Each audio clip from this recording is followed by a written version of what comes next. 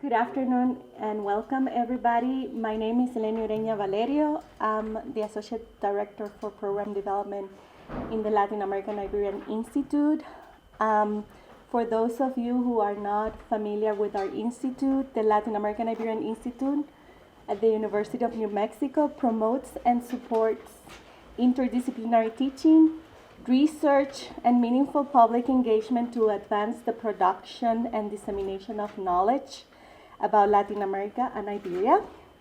Latin America is designated as one of 7 priority areas of research for UNM, and we proudly contribute to both the university's intellectual community as well as global discourse through programming. At every event, we take a moment to acknowledge and recognize the traditional homelands of the Pueblo of Sandia on which UNM sits. The original peoples of New Mexico, Pueblo, Navajo, and Apache have deep connections to the land and have made significant contributions to the broader community statewide. We honor the land itself and those who remain stewards of this land throughout the generations, and also acknowledge our committed relationship to indigenous peoples. Now I'm honored and excited to introduce you to Gary Anderson, who is a former high school teacher and principal. He is currently Professor Emeritus of Educational Policy and Leadership at NYU. He was a professor here in the 90s in the College of Education. And he's the co-author of Creating Third Spaces of Learning for Post-Capitalism, Lessons from Educators, Artists, and Activists, a book that came out this year and will be presented today.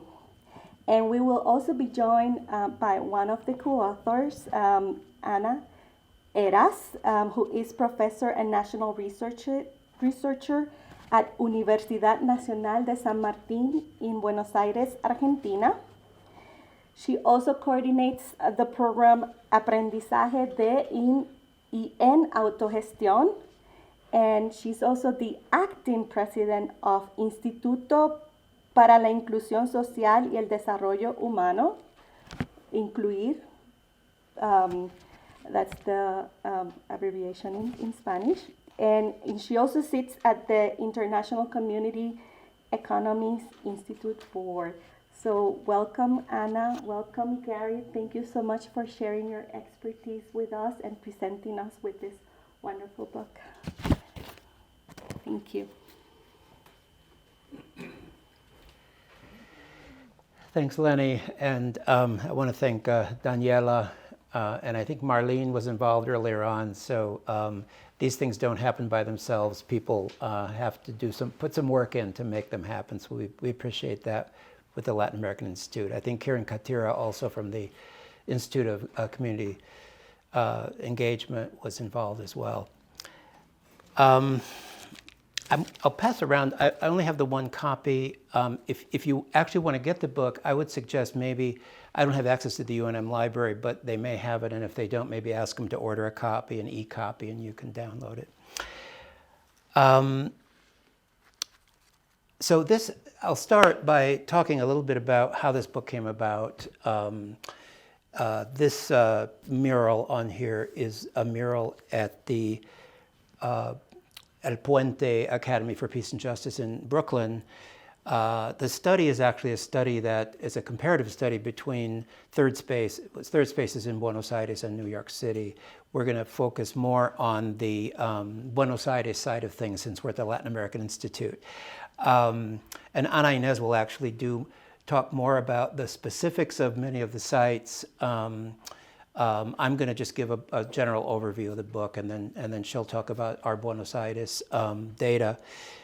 There are actually 4 authors. I have 2 co-authors in New York City, Dipti Dese, who does art activism and has spent many years working with what we call artistic third spaces in New York City.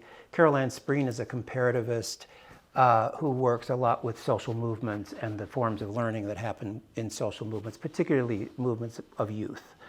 And I have been, since Ana Inez and I were just talking about this recently. I started taking NYU graduate students to Buenos Aires. I think it was 2011.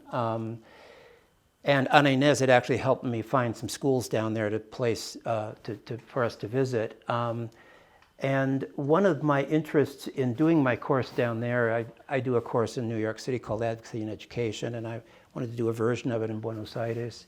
And it happened to be a very propitious place because in 2001, the economy of Buenos Aires really imploded, and it was maybe a little, not quite as bad as Venezuela today, but it was quite bad. People were leaving the country.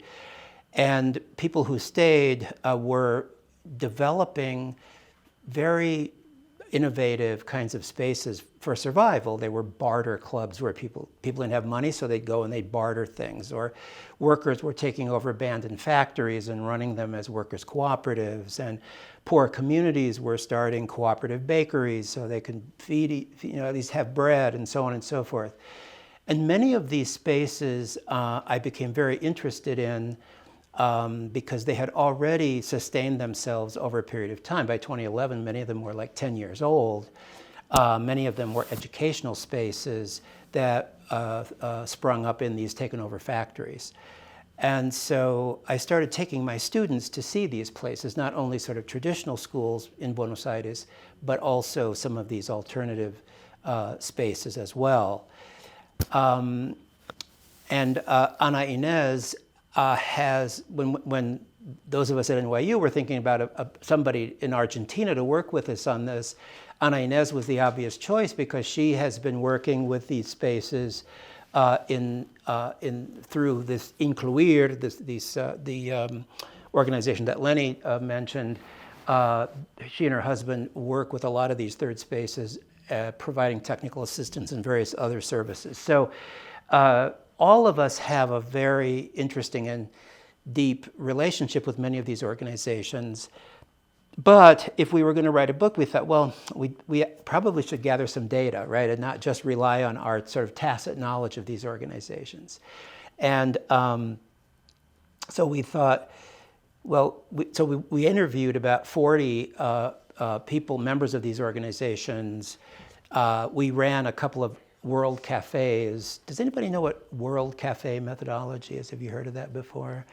So you basically start a cafe and you have tables and we invited people who work in these third spaces in, and they were sitting around the tables, and we would have a research question that everybody would discuss, like, so what do you understand is how learning happens in your space? And then everybody would discuss that, and they'd scramble at different tables with different people, and we'd have another research question.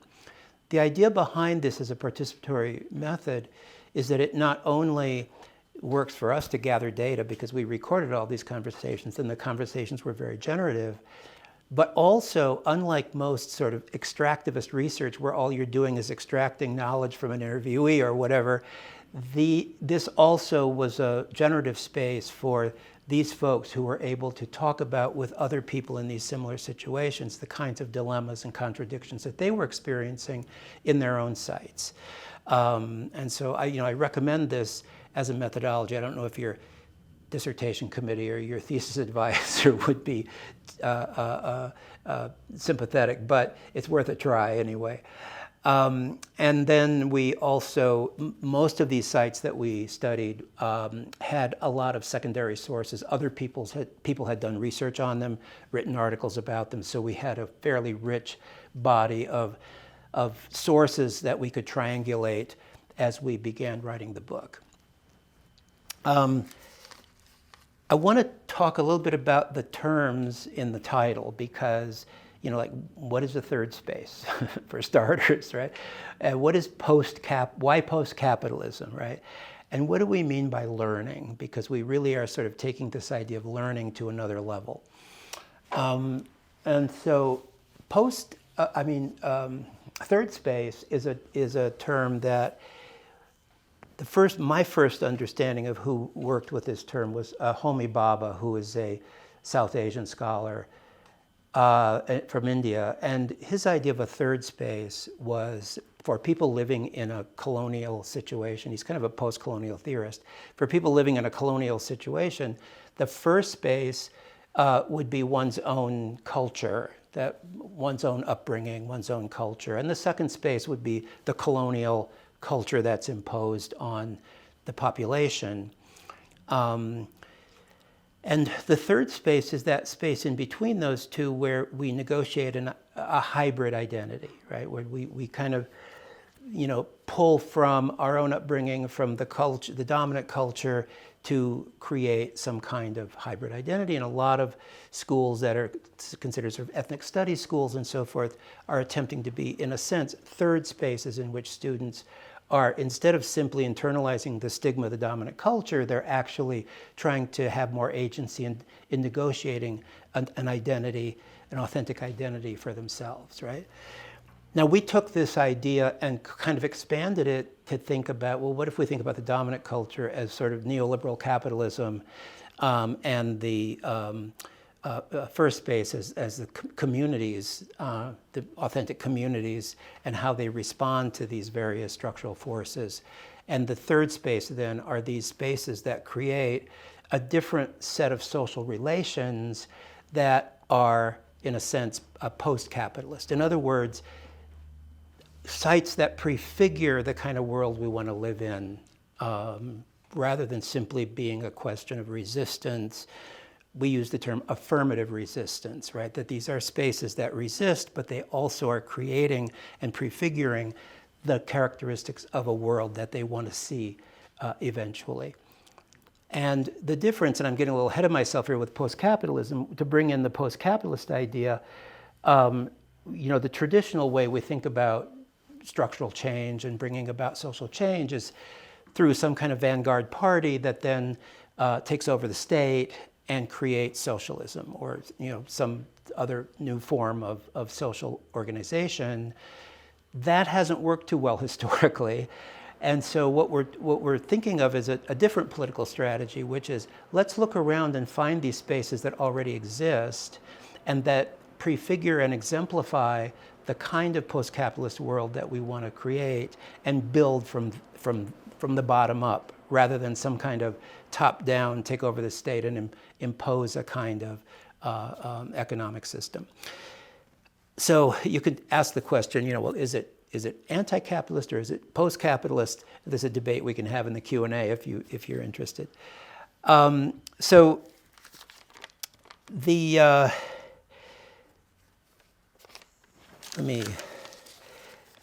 post-capitalism. So really there are two goals of the book. One is to expand the notion of what we mean by education and learning beyond formal education. And the other is to think about this new political strategy of identifying and building off of these third spaces that exist all around us if we know how to look. I've just retired from NYU and come back to Albuquerque, and even being here a short period of time, I've sort of blooped into some of these interesting spaces, even here in Albuquerque, that you could call third spaces, people trying to create a very different set of social relations. And so what we're interested in this book is the question, how are these created? And in Spanish, we use the term autogestión, which is sort of like self-created. Like these are spaces that grow out of local communities, created by social activists. They're not sort of top-down reform movements like No Child Left Behind in education, or some of these school reform movements that, the science of reading and these kind of things that get imposed then on schools. But they're actually autogestionados in the sense that they're actually, grow out of communities and activists and groups that create these spaces in a more organic way. So we're less interested in what we need to dismantle, but instead what we need to build in its place, right? So it does, however, require, and this gets into this notion, prefigure, how these spaces prefigure the world we want to live in. There is this kind of prefiguration theory that basically argues that we have to look at what we're creating in the present and build off of it. But at the same time, these spaces will not automatically grow into something much larger that might replace the capitalist society, right? We have to build networks of solidarity across these sites, and we also have to, at the same time, change social policies and structural policies that keep these spaces from growing. Because what we find is that these third spaces are more successful when they exist within a more progressive, broader ecology, right? So we have the example, if you're familiar with the citizen schools in Porto Alegre, Brazil, they were able to do what they did in part because the Workers' Party was in control in Porto Alegre during that period of time. Once they were gone, these schools were less protected. These bachilleratos populares, which hopefully Ana Inés will talk a little bit more about, these are the schools that were located in the factories that were taken over by the workers. And in many cases, what happened with these factories was the owners would abandon the factories, but then they would want to sell off the equipment. And the workers would occupy the factory and use the equipment to build their own managed and owned enterprise. But they could be kicked out of the factory at any time. And so they wanted to build power in the local community in order to be able to sustain themselves. And so they wanted to have schools in there. They had cultural centers in the factories. And this was, in some sense, a strategy of survival. So we were interested not only in how these spaces are created, but also how they're sustained over time, often in the face of very difficult circumstances, right?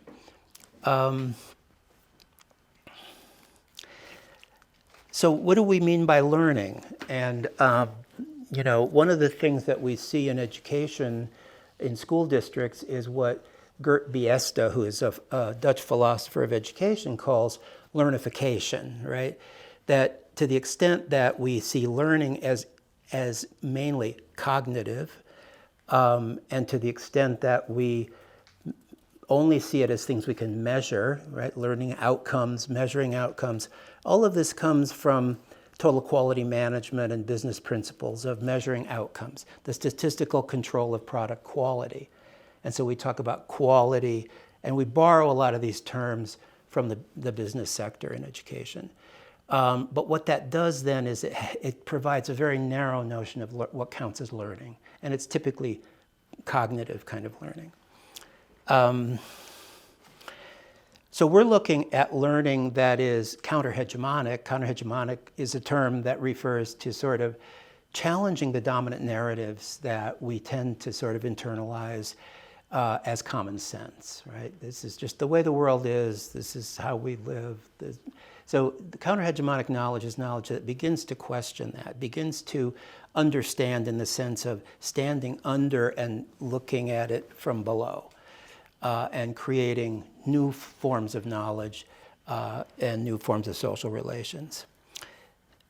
And we also want to remember, historical memory, right? Subjugated forms of knowledge, whether those subjugated forms of knowledge are indigenous or women's knowledge or various other forms of knowledge that have been subjugated over a period of time. And of course, this is the terms of the debate that's going on now in the US. These memory laws that are being passed that we can't teach Black history or we can't teach about LGBTQ issues, right?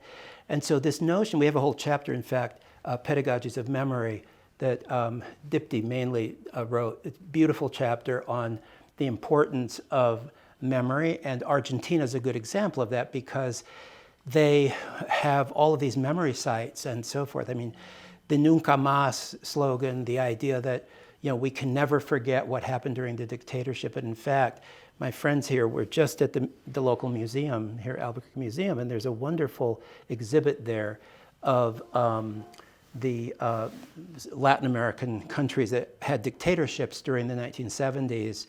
And it's, I haven't seen it yet, but apparently it's well worth seeing if you want to really understand some of these, why Argentina and Chile and other countries have these memory sites all over the country, something that we still don't really do very well, right?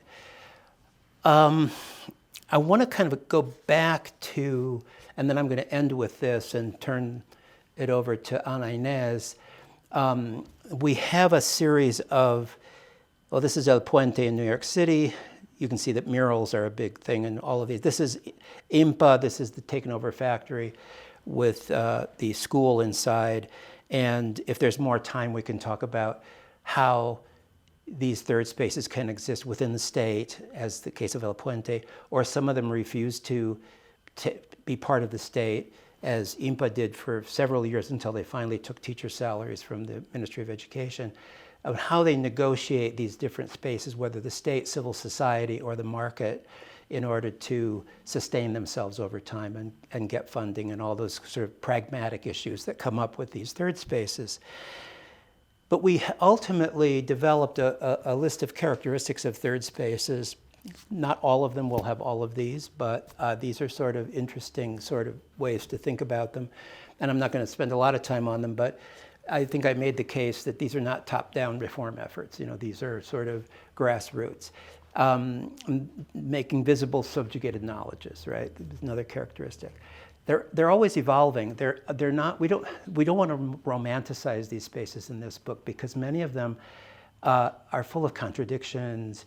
Many of them are imperfect. Some are better than others. With the school in Buenos Aires, the IMPA school, you know, they make decisions with asambleas or assemblies where all the students, everybody comes together and makes the decisions. And in some cases, those work really beautifully. And in other cases, the kids are like, well, if we're having an assembly today, I'm not going to go, you know? So, you know, not all of these are like work perfectly. They're all constantly struggling and reflecting on how they can improve. Again, we talked about how collective identities are negotiated within these third spaces.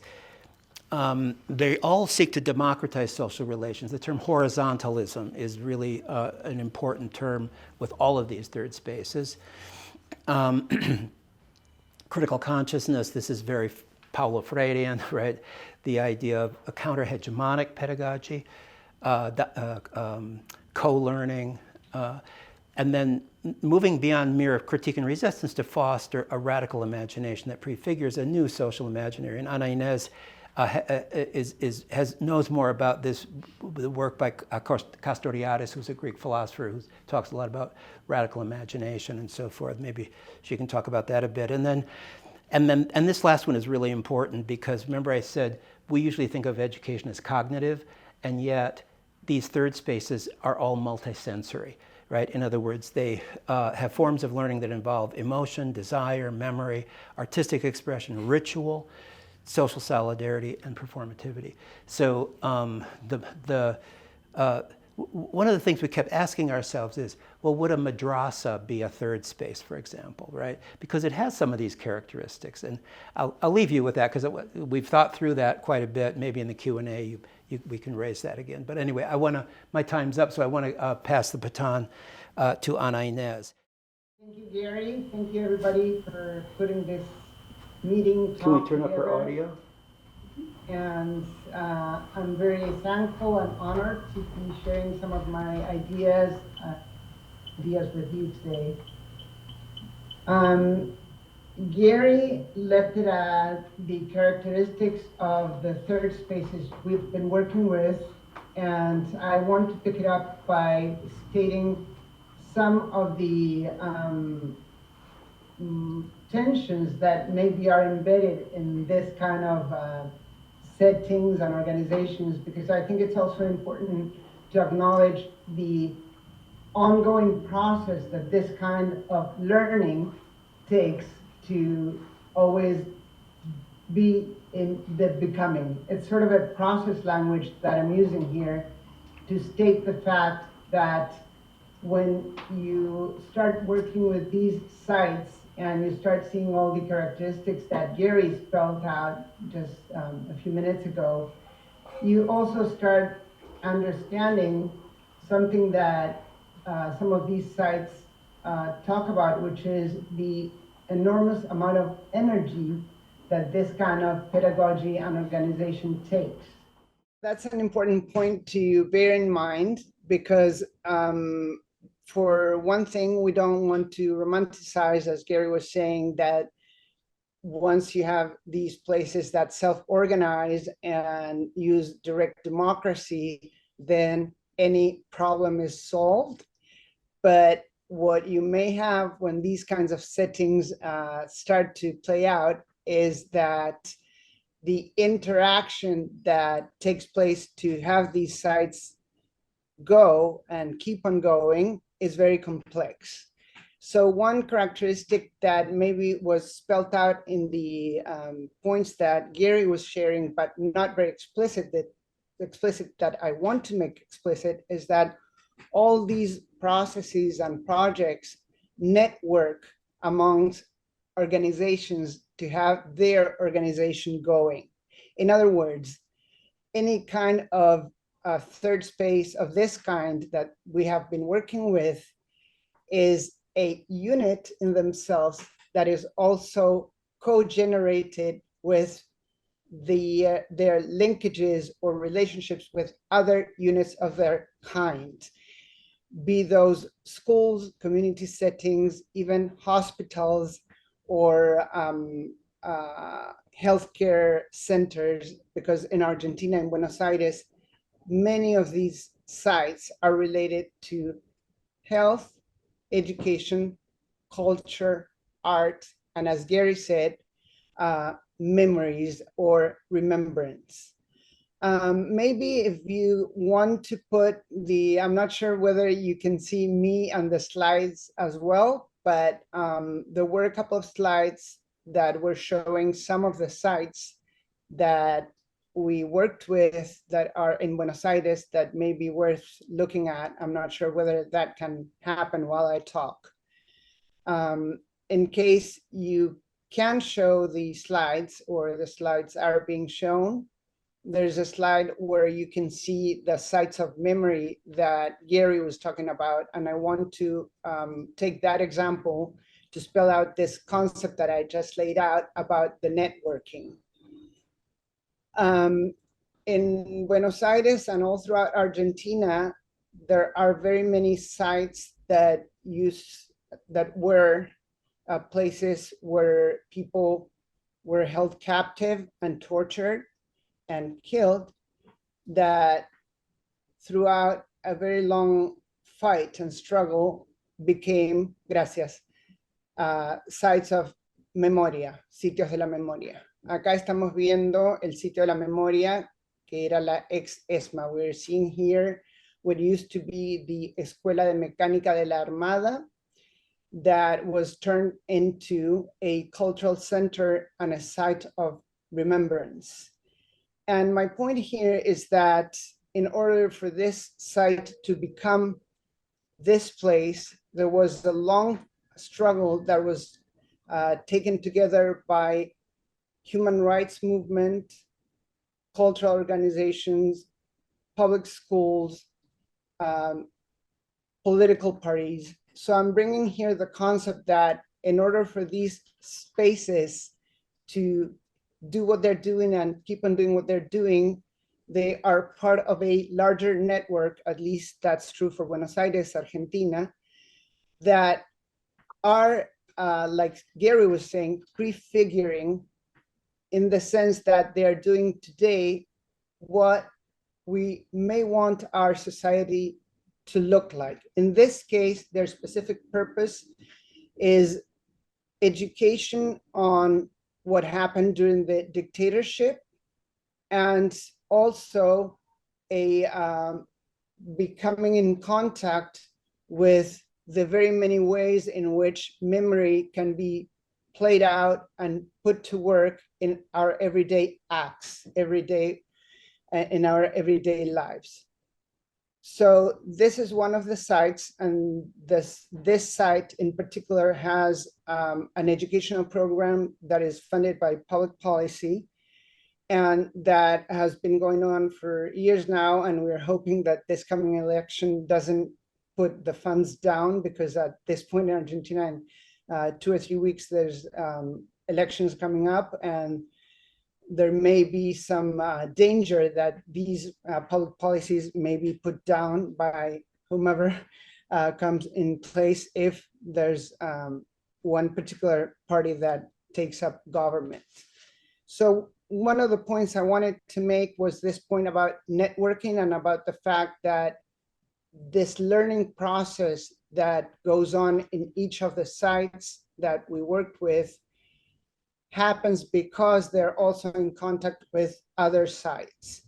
If you want to put down the slide, I can keep on talking about something that relates to this site, but it's a bit different, which is the Grupo de Artistas Callejeros, which was another group we worked with for this particular book and over time. This Grupo de Artistas Callejeros were formed by people who were working in the visual arts, and they started working together to put out what they call intervenciones, intervening in the streets. Specifically, this group, what they did was started to make visible the fact that at some point, public school teachers were struggling to have better conditions for their work. And so this group put out what they call these visual interventions, by which they put visual art on the streets so that people wouldn't know first what that was. And then in the process of making that visible, they would ask themselves, what is this? And there was a kind of exhibit on the streets. And by this kind of work on the streets, they started to insist in that these struggles be made visible. And by that, they started putting out this notion of human rights happen all the time, every day, and access to human rights is happening all the time, or should happen all the time, or we need to struggle for them to become real all the time. So I'm giving this example because some of the people who are part of the Grupo de Artistas Callejeros also work with the sites of memory that I was mentioning before.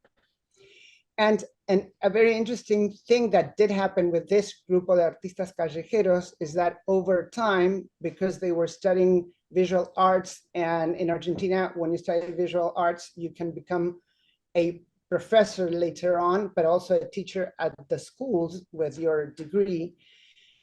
They started thinking that the visual arts was a need for some particular schools that were out in neighborhoods where kids didn't have access to that particular kind of education in their secondary school. So what did happen is that this relationship between the Grupo de Artistas Callejeros, sites of memory, and public schooling became a larger network by which these people in the Grupo de Artistas Callejeros fought for state public policy to be expanded so that they could create a new, at that point, school called Escuela Maresca, so that kids from a neighborhood that is a very difficult neighborhood in terms of access to education, access to work, access to healthcare, could have a school whereby they could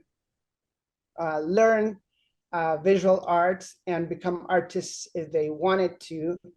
And again, in networking with these other sites, they were able not only to create that school, but also to create a particular program by which local young students at that school are paired up with people in the arts in Buenos Aires and in other countries, so they can develop their work and even travel abroad to do their art elsewhere.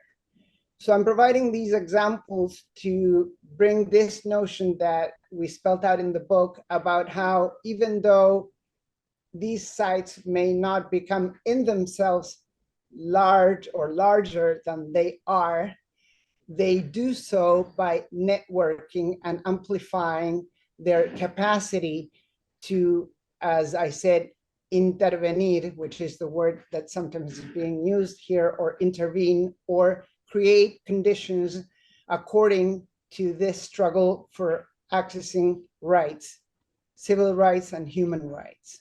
So that was a line of thought that I wanted to bring together and to provide some examples.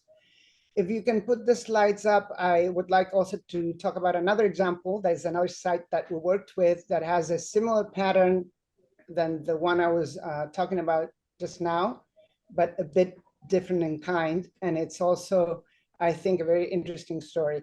You need to go down to the last 3 slides. This is what a teachers assembly looks like at this particular site, which is called Escuela Isauro Arancibia. And this school started to become a school in the late 90s. And the story behind this school is that there is a state-funded program in Argentina to provide adult education for people who are adults and didn't have the chance to go to school when they were children. This program was happens in different sites in Argentina, and one of the sites where this program was happening was a sindicato, a union.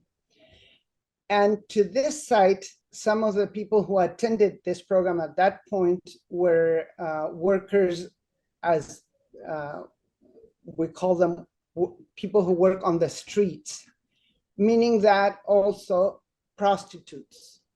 So these people were attending school, and as they started to attend school, they brought up a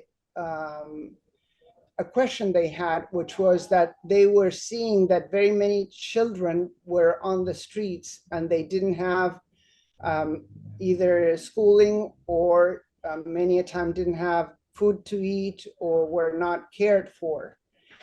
And since at this site, the education was conceived of as a school that had an assembly process embedded in it, in the assemblies, this issue about children being on the streets and not having access to education was brought up.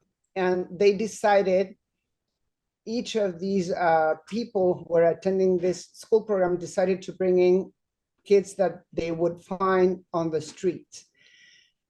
This is the way this school started, and over time, it became an elementary school that is multi-grade and multi-age, which means that adults, youth, and children attend. And they have built over time also a secondary school, and they're networking with the university. So people who attend this schooling can go through primary school, secondary school, and also attend university later. And what I'm showing here, this picture is a teachers' assembly that I have the privilege to document over 7 years, every Friday, and to start understanding what I was talking about at the beginning, which is these kinds of processes where there's always a becoming of the project, where the project is not stable once and forever, has this particular situation whereby issues are being opened and discussed over and over. And that's why, as I said, there's this energy put into this kind of work that is not only about what content is taught or whether there's a school that is multi-grade or what are the pedagogies being used, but also the issues that are challenges for the students and the teachers attending these sites that are worked over and worked about in these assemblies, and decisions are made, and therefore new ways of doing, in this case, school or schooling happen. So this assembly process that in this particular school takes place every Friday is also something that I wanted to bring attention to, because is this specific way in which the learning process happens. And so going back to what Gary was defining as learning, as this capacity to be moving on and moving about issues that you care for, not only intellectually and not only specifically about content areas or curriculum, but also about the way you would like or would want to live, which is another of the issues that the book we put together, I think, brings for your attention.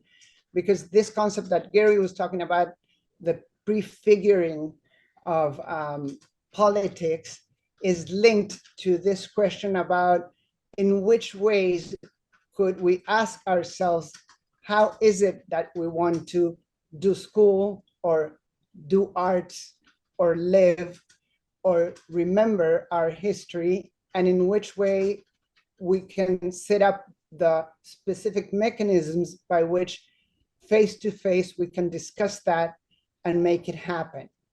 So this particular aspect of assemblies is something that I also wanted to bring to your attention. This school, in order to be what it is, again, bringing back the notion of networking, has very many relationships with very many organizations. For example, as I said, universities, other schools, other community centers, hospitals, care centers. So when I did work with them, a reflection that came up over and over was the complexity of being who they were, meaning they were always in the movement, in the creation of new ways of doing things, but also that challenge fostered or supported by the very many relationships they establish, which in turn provides them with resources, support, someone to talk with, and someone with whom you can spell out your questions, your doubts, your challenges. So that is, again, another aspect that I think third spaces relate to, which is the capacity of being in the process and always becoming. I think I'm more or less in time.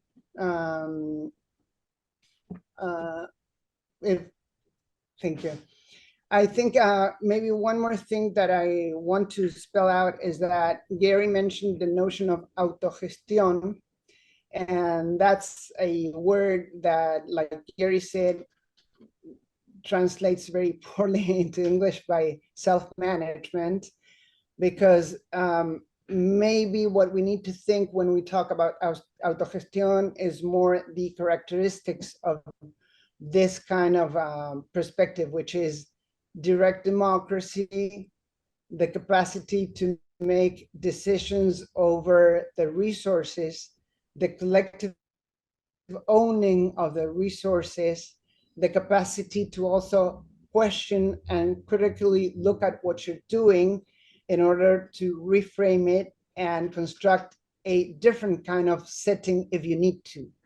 When you have the power of making decisions in your hands directly, these things can happen. And in many of the sites with whom we work, these were the characteristics at play. Gary was showing right before those characteristics that we pulled together to describe what third spaces mean. And I'm adding here some of these other characteristics that are linked to the concept of third space, but through the notion of autogestión in terms of democracia directa y colectivización de los medios de producción, meaning knowing that the means of production or your resources are collectively owned, and therefore you have a say into how and when you would want to use them, and for whom and with whom. I think in ending, I would like to also refer to the concept of nepantla that Gloria Anzaldua brings into English from the word in Nahuatl, which is a state of in-between, being there in this in-between state of mind and body that relates to what Gary was talking about when he mentioned the work by Homi Bhabha. And that notion of complexity of being in between, I think, is very well captured by this term nepantla. And I will end by saying that I also link it with the work of the Bolivian writer and scholar Silvia Rivera Cusicanqui, who says, el futuro está en nuestras espaldas. The future is at our back. And by that, she means that when you are prefiguring, but enacting it in the present, you feel sort of the push of all the history that is behind you, that in this process of remembering and recovering and also recreating and reinventing, you may put to work today. So with this, like we say here in Argentina, paso palabra, I pass the word, and I thank you for your being patient with my rusty English, and I hope I came across clearly, and if not, you can ask me, whatever. Gracias. Hey, I hope we've provoked some thought and some questions or some clarifications. If any of you, any of these topics, made you think or have any questions that we could discuss, this is often the more interesting part of the talk, where we get a little bit of dialogue going. I'm sure Ana Inés or I will be happy to answer them. How do establishments relate to this? How do what? Establishments, educational establishments, governments, cities, do they support these initiatives, or do they feel threatened by such initiatives? Mm-hmm. Right. Can you hear, Anna?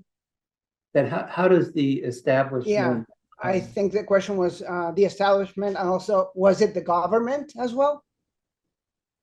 Did I hear correctly? Government, municipalities, the counties, whoever. Right. Yeah, that's a very good question and very complex to answer, at least for Buenos Aires, because on the one hand, many times the local government, like what you call the municipalidad, the municipality, is not from the same political party of the provincial jurisdiction or the regional jurisdiction or the country. So in terms of policies and state policies, oftentimes there are contradictions, because there may be a national state policy that would support many of these initiatives, but at the local cities, for example, the city of Buenos Aires has been governed now by during several years by a very right-wing neoliberal party that, in particular, the school that I was talking about just now, Isauro Arancibia, was not only not supported, but attacked. However, because of what I was talking about, the networking that this school had been doing over time with other schools, other jurisdictions, national policy, they were able to sustain support and even grow over time. So I guess my answer is that the support / non-support is always unstable, and some of the very key learning points that many of these sites have shared with us refer specifically to your question, which is, learning to navigate across politics and public policy to make it align with the process you are embedded in. So that's quite a challenge. And that's why I was saying before that in many of these sites, it's not only knowledge about, say, content knowledge or curriculum, but also about how to organize, how to create new ways in which to organize within your organization, but also across the organization and other organizations or places. So Argentina is a very contested terrain that way. Something maybe though that may help a bit, and with this I'll pass the word to Gary so he can also respond, is that in 2006, a new law at that point of education was passed, whereby a specific article acknowledged what was called at that point escuelas de gestión social, which are these kinds of sites that I was talking about. So that's, I think, an interesting point to make, because it means that a law did recognize these kinds of settings after several years of these types of settings happening. And they were recognized as places where formal schooling could take place. So that's something interesting to look at. I could speak a bit more about other examples, but I think it's good to pass the word and share it with Gary and keep on going. Gracias. Yeah, I think that the Ministry of Education, as she said, did open up a space for these organizations, but because they were pressured from below to do so. Mm-hmm. In New York City, can you hear me, Anna? Yeah. So in New York City, you had something similar where you had the affinity district, which was opened up, which was the result of many years of going back to Debbie Meyer's school, Central Park East, and so forth, and all of these various groups that wanted to use authentic assessments instead of the Regents exams and tests and so forth. And so they pressured the city to open up these affinity districts in which, and the union as well, in which these schools could waive the Regents exam and have their own authentic assessments in their schools. So these things don't necessarily happen, on their own. They have to be the result of, as Anna was saying, these groups networking and building networks of solidarity in order to pressure the system to open up spaces that they then can use to sustain themselves over time. And El Puente, the equivalent school to IMPA, was part of that affinity district and one of the reasons why they could survive. But there's also a different kind of ecology. There's another school, a Mexican-American studies program in Tucson, Arizona, Tucson High School, several years ago, that had created a third space around kind of a Chicano studies sort of program. And being in Arizona and being somewhat isolated, they didn't have a network of power in Tucson.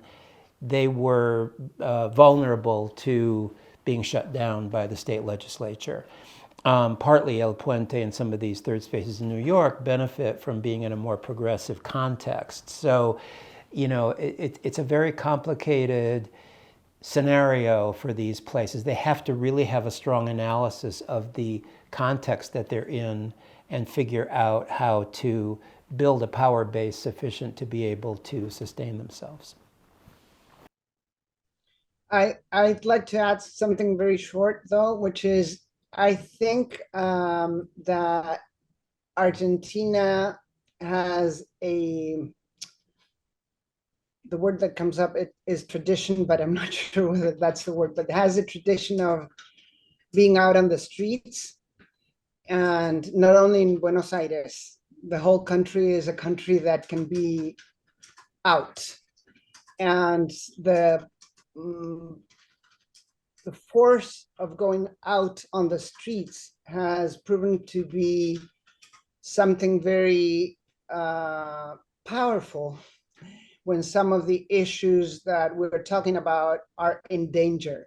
So in the example I provided before with this school, Isaura Arancibia, or even the school Maresca, when it was created, it was mobilizing on the streets as well. It was also that kind of layer that helped move what was happening or may happen or is happening. So that's, I think, something that is important to bear in mind and acknowledge. Paso la palabra. Yeah. One more question. Okay. Any more? Kind of a similar question. I'm just wondering if these schools or these third spaces are perceived as a threat or might be perceived as a threat. And maybe in the context of the upcoming election, Ana Inés in Argentina, if that would, it seems to me that the spaces, if anything, would be a response of resistance to, to repression anyway, so that they would kind of self-generate. But the first question, the more important question is, are they seen as an amenaza, as some kind of a threat? Is anybody threatened by them? Yes, very much so. I will bring in a different example, which is una olla popular. What's the word in English? It's un comedor, where people who may not, ¿cómo? Like a soup kitchen? Yes, gracias. There's a soup kitchen that was created in the year 2001 in a very posh upper class neighborhood here in Buenos Aires, the neighborhood of Belgrano. And that comedor popular is, as they say, a cielo abierto.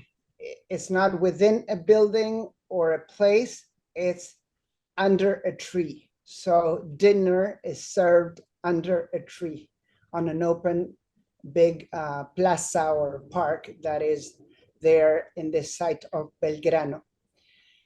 The comedor started in 2001 when the crisis hit, and at that point, because there were very many other comedores populares, and because of the force of people being on the street and protest, it was one of a kind out of many.